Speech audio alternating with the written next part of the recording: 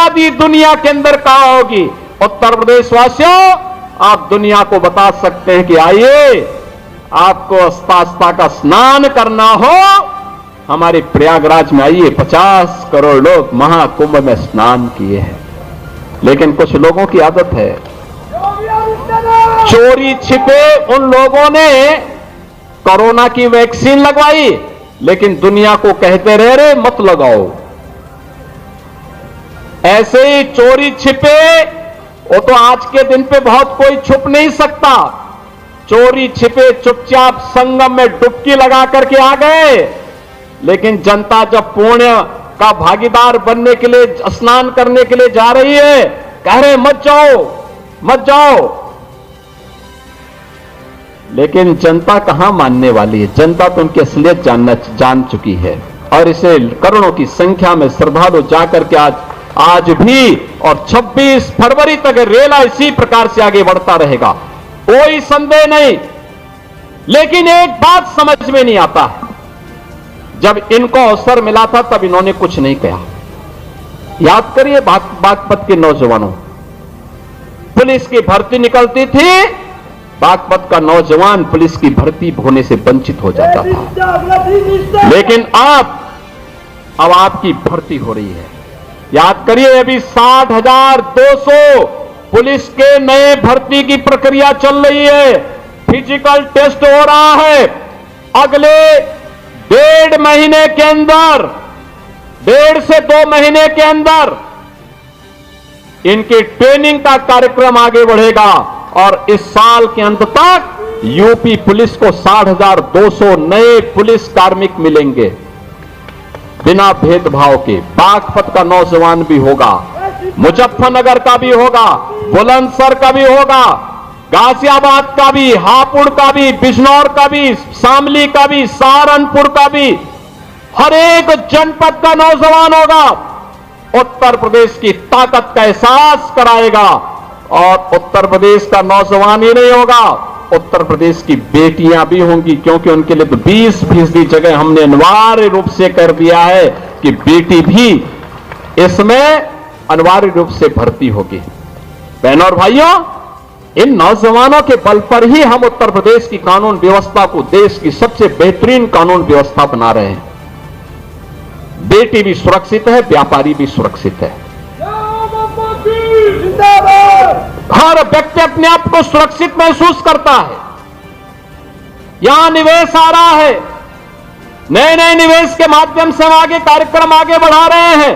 और मैंने तो अभी जयंत जी को बताया है, मैंने कहा हम लोग दिल्ली बागपत देहरादून एक्सप्रेसवे में बागपत के पास एक इंडस्ट्रियल कॉरिडोर का निर्माण का कार्यक्रम कराना चाहते हैं।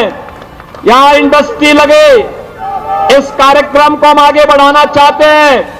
बस उसमें आप लोगों का आशीर्वाद और सहयोग प्राप्त होगा तो हमारे स्तर पर कहीं कोई संदेह नहीं, उस कार्यक्रम के लिए हम लोग पैसे की व्यवस्था भी कर चुके हैं। बहनों और भाइयों, ये कार्यक्रम इसी रूप में आगे बढ़ेंगे। बागपत में मेडिकल कॉलेज के निर्माण की कार्रवाई को तेजी के साथ आगे बढ़ाने का आदेश दिया जा चुका है। मेडिकल कॉलेज बागपत में भी होगा। यहां पे इंटर कॉलेजेस की मांग, सड़कों के निर्माण की मांग, या अन्य जो भी अन्य कार्यक्रमों को आगे बढ़ाने की मांग यहां के हमारे जनप्रतिनिधियों के माध्यम से हमारे पास आती है। हम लोग उसमें कहते हैं कोई किसी प्रकार का कोई रोक टोक नहीं होना है। और बहनों और भाइयों, आज उन्हीं कार्यक्रमों को लेकर के हम लोग यहां पर आए हैं, जिसमें लोक निर्माण विभाग की भी सड़कें हैं, जिसमें 138 परियोजनाएं हैं। राजकीय इंटर कॉलेज सिंगावली अहीर का भी आज यहां पे लोकार्पण हुआ है। राजकीय कन्या इंटर कॉलेज बिलोचपुरा, इसका भी आज लोकार्पण का कार्यक्रम हुआ है। और बागपत में एक नए बस स्टेशन का लोकार्पण का कार्यक्रम होने के साथ ही आईटीआई प्रहलादपुर यमुना नदी के बाएं किनारे स्थित जागोस में बाढ़ सुरक्षा के कार्य हैं। खेलो इंडिया कार्यक्रम के अंतर्गत ग्राम मितली में मल्टीपर्पज हॉल का निर्माण है। और पुलिस लाइन बागपत में महिला बैरक के निर्माण के साथ ही थाना बिनौली में भी, थाना रमाला में भी हॉस्टल और बैरक के निर्माण की कार्रवाई होने की कार्रवाई यहां पर आगे बढ़ाई गई है।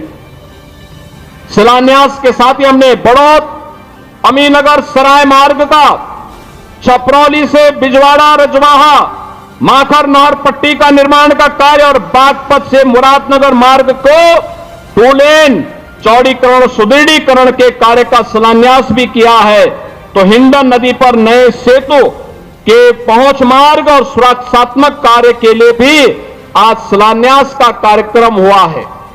जिला चिकित्सालय बागपत में 50 सैया के क्रिटिकल केयर ब्लॉक के निर्माण का भी आज शिलान्यास हुआ है। तो राजकीय आयुष यानी आयुष चिकित्सालय में हम लोगों ने यहां पर भी उसके एक ब्लॉक का, इसके साथ ही मुख्यमंत्री अभ्युदय कंपोजिट विद्यालय और सिक्का में भी उसके शिलान्यास का कार्यक्रम हुआ है। बड़ौत में अमर शहीद बाबा श्यामल सिंह स्थल के पर्यटन विकास के लिए भी हम लोगों ने 1 करोड़ की राशि यहां पर उपलब्ध करवाई है, जिससे इसका सुंदरीकरण का कार्यक्रम आगे बढ़ाया जा सके। बहनों और भाइयों, विकास के लिए पैसे की कमी नहीं होगी। मुझे तो केवल आपसे एक बात कहनी है, और वह ये कहनी है कि यहां पर हम लोगों ने सचमुच यहां का हमारा अन्नदाता किसान अपनी मेहनत से उसने खेती के नए तकनीक को अपना करके कैसे विकास की बुलंदियों को और आमदनी को कैसे बढ़ाया जा सकता है, कोई सीखे तो हमारे यहां पश्चिम के किसानों से सीख सकता है। और इसीलिए उसी को प्रेरणा में रख करके अन्नदाता किसान के बारे में चौधरी साहब की बातों को ध्यान में रख करके कि देश के विकास का रास्ता देश के खेत और खलिहानों से होकर के जाता है। चौधरी साहब जिस बात को कहते थे, कार्य प्रारंभ किया। मुझे बताते हुए प्रसन्नता है कि यहां पर अब तक रमाला चीनी मिल के पुनरुद्धार के साथ ही हम लोगों ने से 5000 टीडीसी की पहले ही हम कर चुके हैं, और साथ साथ 27 मेगावाट का कोजन प्लांट भी, जिसमें विद्युत संयंत्र उससे लगा करके उसके माध्यम से ऊर्जा उत्पादन के केंद्र के रूप में भी उसे विकसित करने का काम किया गया है। और मुझे बताते हुए प्रसन्नता है बहनों और भाइयों, एक आंकड़ा जरूर आप लोग नोट करना। पिछले 8 वर्ष में, अभी 8 वर्ष हमें 25 मार्च को होंगे, लेकिन मैं आपको बताना चाहता हूं अभी तक हम लोगों ने 2017 से अब तक 2,72,600 करोड़ रुपए अन्नदाता किसान को केवल गन्ना मूल्य का भुगतान अन्नदाता किसान के खाते में सीधे किया है, यानी 2,72,600 करोड़ रुपए। और मुझे बताते प्रसन्नता है कि 2023-24 का 99.51% का गन्ना मूल्य का भुगतान हम लोग कर चुके हैं। और इसके साथ ही मुझे बताते हुए भी कि 1995 से लेकर 2017 तक 22 वर्ष में जितना गन्ना मूल्य का भुगतान विपक्षी दलों की सरकारों में हुआ है, चाहे वह समाजवादी पार्टी की सरकार रही हो या बहुजन समाज पार्टी की सरकार, उससे 22 वर्ष में जितना इन्होंने गन्ना मूल्य का भुगतान किया है, हम लोगों ने मात्र 8 वर्ष में, 8 वर्ष से कम समय में उससे ज्यादा लगभग 60,000 अधिक गन्ना मूल्य का भुगतान अब तक हम किसानों को कर चुके हैं। यानी उनका 22 वर्ष, हमारे 8 वर्ष उस पर हावी हैं। इसका मतलब अन्नदाता किसान के लिए अच्छी दिशा में सरकार ने कार्य प्रारंभ किया है और सरकार इस कार्यक्रम को आगे बढ़ाने का कार्य कर रही है। मैं आज के इस अवसर पर आप सभी को इस बात के लिए आश्वस्त करता हूं कि अन्नदाता किसान हो, नौजवान हो, एक एक पाई अन्नदाता किसान के खाते में जाएगी। अन्यथा चीनी मिल को हम लोग सरकारी अधिग्रहण लेकर के उस पे हम उसको सरकार के माध्यम से चलाने का काम करेंगे। और कोई भी व्यक्ति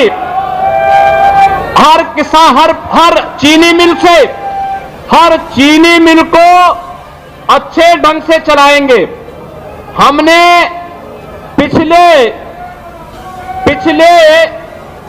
आपने इस बात को देखा होगा कि ये वह सरकार है जिस सरकार ने 3 नई चीनी मिलें लगाई हैं, 8 चीनी मिलों का विस्तारीकरण किया है और साथ साथ 120 चीनी मिलों में से 105 चीनी मिलें ऐसी हैं जो 10 दिन के अंदर, 1 सप्ताह से 10 दिन के अंदर गन्ना मूल्य का भुगतान कर रही हैं। 15 चीनी मिलें जो गन्ना मूल्य के भुगतान में थोड़ा लेट है, उनको भी समयबद्ध तरीके से गन्ना मूल्य भुगतान के लिए प्रेरित किया जा रहा है। बहनों और भाइयों, मैं अन्नदाता किसानों से भी और नौजवानों को भी इस बात के लिए आश्वस्त करता हूं, अब अन्नदाता किसान की जेब पर कोई डकैती नहीं डाल सकता। अब नौजवान की नौकरी पर कोई डकैती नहीं डाल सकता। अब यहां पश्चिमी उत्तर प्रदेश की सुरक्षा पर, बेटी और व्यापारी की सुरक्षा पर कोई सेंध नहीं लगा सकता है। अगर कोई लगाएगा तो उसका खामियाजा भी भुगतने के लिए उसको तैयार होना होगा और इसी के लिए आज सरकार आपको आश्वस्त करने के लिए आई है। आज के इस अवसर पर मैं आप सबको एक बार फिर से माघ पूर्णिमा की हृदय से बधाई देता हूं। आज संत रविदास जी की पावन जयंती पर सरकार ने इसीलिए अवकाश घोषित किया था कि लोग पावन नदियों में, सरोवरों में स्नान कर सके, उसका आनंद भी ले सके, संत शिरोमणि के प्रति अपनी श्रद्धा को व्यक्त भी कर सके। और इसके साथ ही सरकार ने यह भी तय किया है कि हम लोग इन महापुरुषों से जुड़े हुए सभी कार्यक्रमों को आगे बढ़ाने का कार्यक्रम करेंगे। मैं एक बार फिर से अन्नदाता किसानों के प्रति पूरा जीवन समर्पित करने वाले चौधरी अजीत सिंह जी की इस पावन जयंती के अवसर पर उनकी प्रतिमा अनावरण कार्यक्रम में उनके प्रति एक बार फिर से विनम्र श्रद्धांजलि अर्पित करते हुए अपनी वाणी को विराम देता हूं। मेरे साथ बोलेंगे भारत माता की, भारत माता की, भारत माता की, वंदे वंदे।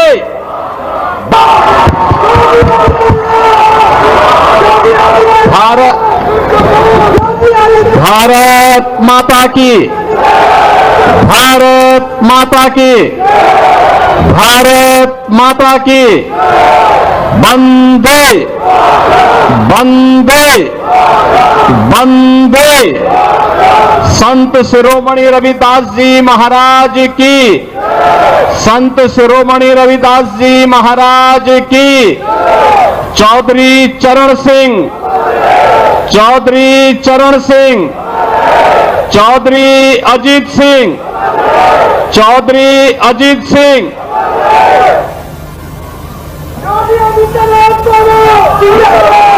आज के इस कार्यक्रम में मंच पर उपस्थित केंद्र सरकार में कौशल विकास एवं उद्यमिता मंत्रालय के माननीय मंत्री चौधरी जयंत सिंह जी, उत्तर प्रदेश सरकार में मंत्रिमंडल के मेरे वरिष्ठ सहयोगी श्री अनिल कुमार जी, प्रभारी मंत्री बागपत श्री जसवंत सिंह सैनी जी, प्रदेश सरकार के राज्य मंत्री श्री केपी मलिक जी, लोकप्रिय सांसद श्री राजकुमार सांगवान जी, माननीय सांसद बिजनौर श्री चंदन सिंह चौहान जी, हमारे लोकप्रिय विधायक डॉक्टर अजय कुमार जी, श्री योगेश धामा जी, श्री गुलाम मोहम्मद जी, मंच पर उपस्थित हमारे सभी माननीय विधायकगण, भारतीय जनता पार्टी के क्षेत्रीय अध्यक्ष श्री सत्येंद्र सिंह सिसोदिया जी, जिला अध्यक्ष भारतीय जनता पार्टी से वेदपाल उपाध्याय जी, जिला अध्यक्ष राष्ट्रीय लोकदल श्री सुभाष गुर्जर जी, प्रदेश मंत्री महात्मा डॉक्टर चंद्रमोहन जी, पूर्व विधायक श्री सहेंद्र रमाना जी, मंच पर उपस्थित भारतीय जनता पार्टी और राष्ट्रीय लोकदल के सभी सम्मानित पदाधिकारीगण और अपने प्रिय नेता के सम्मान के लिए आज उनकी पावन जयंती कार्यक्रम में उपस्थित बागपत के मेरे सभी उपस्थित बहनों और भाइयों, मैं बागपत की इस पावन धरा को, जो महाभारत कालीन एक पावन धरा है और जिस धरा को भारत के अन्नदाता किसानों के मसीहा के रूप में चौधरी चरण सिंह जी का सानिध्य प्राप्त हुआ हो, इस पावन धरा को कोटि कोटि नमन करते हुए आप सबका मैं अभिनंदन करता हूं। बहनों और भाइयों, एक दुर्लभ संजोग है, आज माघ पूर्णिमा है, संत शिरोमणि सदगुरु रविदास जी महाराज की पावन जयंती और अपने पूज्य पिता की विरासत को, दुनिया के प्रतिष्ठित पैकेज को छोड़ करके मातृभूमि की सेवा के लिए अपने आप को समर्पित करने वाले पूर्व केंद्रीय मंत्री चौधरी अजीत सिंह जी की भी पावन जयंती का कार्यक्रम है।